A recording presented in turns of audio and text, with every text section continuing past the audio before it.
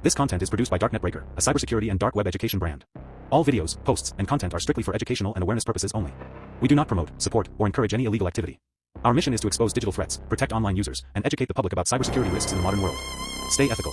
Stay protected. Right now, if you want to disappear, the instructions are simple. Leave your phone on the table and walk away. Every generation of wireless technology up to 5G was built on a single premise. They were pipelines, moving data between active electronics. If a device lacked a microchip, antenna, and battery, the network couldn't see it. The architecture for 6G abandons that premise. Engineers are redesigning cell towers and base stations to operate simultaneously as high-resolution radars. The primary metric of a 6G network is its capacity to witness physical reality. Success is defined by how accurately a base station can observe the world, rather than just how many bits it can transmit. Telecommunications giants are already cementing this capability as the primary feature for the global network rollout in 2030. The engineering term for this shift is Integrated Sensing and Communication, or ISAC. It allows the network to use its own radio signals to measure the environment. Because the radio waves bounce off physical matter, the system can detect a pedestrian stepping into a crosswalk, an unpowered drone entering restricted airspace, or the movement of a robotic arm in a factory. None of these targets require a device to be tracked. Under the ISAC architecture, the entire physical environment itself becomes a completely readable extension of the network. To achieve this level of perception, 6G moves beyond the microwave bands of previous generations and into the terahertz spectrum, spanning 100 GHz to 3 THz. Because these wavelengths are drastically smaller, they interact with physical matter at a much finer scale. This provides the network with a spatial resolution measured in fractions of a millimeter. Millions of network nodes constantly emit these high-frequency signals, capturing the reflections and feeding that raw data into distributed machine learning algorithms. By processing those reflections in real time, the network continuously builds a live, four-dimensional mirror image of the physical world, commonly referred to as a digital twin. This infographic shows how researchers classify the privacy risks of ISAC data, organizing the network's sensing capabilities into 3 distinct tiers. The lowest tier is Level 1, encompassing location and environment data. At this scale, the network tracks physical movement, calculates crowd occupancy, and maps the layout of physical spaces, like residential floor plans. The resolution increases at Level 2 to capture behavioral data. By analyzing the unique micro-Doppler signatures generated by moving limbs, the algorithms identify specific physical activities, recognize hand gestures, and classify individuals purely on the cadence of their gait. The most granular tracking occurs at Level 3.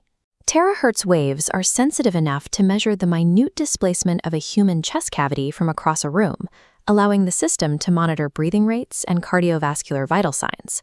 You do not need to install an app or wear a smartwatch for the network to gather these metrics. Merely existing within a 6G coverage zone subjects a person to this level of scanning. When cellular infrastructure scales from pinging a pocketed device to actively measuring human respiration rates, the legacy concept of privacy effectively expires. Expanding a network's capabilities from communication to omniscient sensing also multiplies its attack surface. If an attacker targets the digital twin, they can inject ghost signals that trick the system into perceiving physical matter that isn't actually there. Security researchers have also demonstrated physical layer infiltration. Using these ultra-fine sensing waves, a compromised network node can read the minute hand vibrations of someone typing on a completely disconnected, air-gapped terminal. The barrier separating digital intrusions from physical consequences dissolves under an ISAC architecture. This continuous mapping of physical space directly collides with current digital rights legislation, including the European Union's GDPR and AI Act.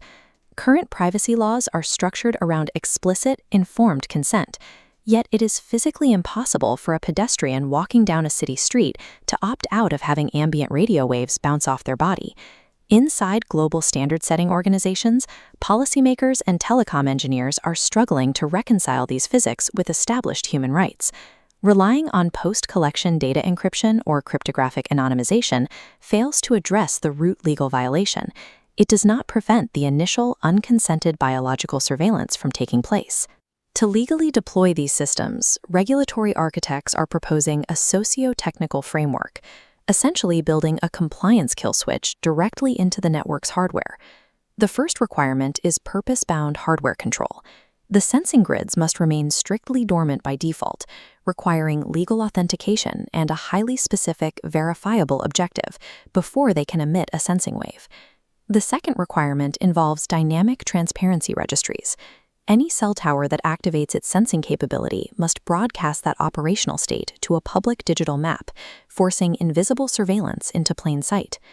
We are constructing a telecommunications grid with the power to map, monitor, and classify every physical movement within its range. This shifts the central conflict towards sovereignty over our own physical existence. If these strict hardware and algorithmic guardrails are not enforced before the commercial rollout in 2030, the concept of an unobserved public life will cease to exist.